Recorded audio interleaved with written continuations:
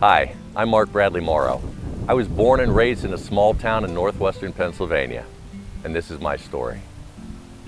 When I first came out with my story to my wife, I knew in my heart, God said, Mark, you are going to write a book about your experiences. I'm like, I don't think so. So I was 19 years old and my dad suddenly died at the age of 45. And then in the very next 2 years, my two favorite uncles committed suicide.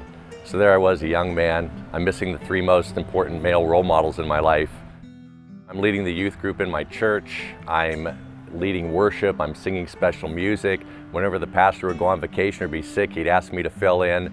And I end up doing the ultimate prodigal son story. I kept that a secret from my wife by omission, but when I told her, I need to tell you something, our marriage was hanging on for dear life and I was wondering if we were going to make it. I ended up telling one of my best friends, I told my wife and I told my pastor, and you'd think I'd stop after that. And I know that God orchestrated it so that He would take my bad decisions and poor consequences and He would use them for good in the future. So I think God has a good sense of humor. The first time I ever shared my story publicly was at a pro-life music festival in front of 6,000 people.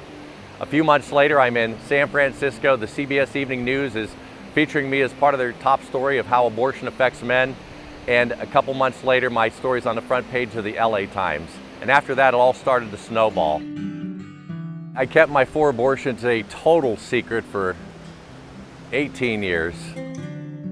My good friend Brad and I, we've co-written the book. It's called The Greatest Pretender, because for all those years, I was a pretender. And I think that everyone who reads it can identify in some way or fashion with it. And I think it's going to bring a lot of men and women healing to their hearts.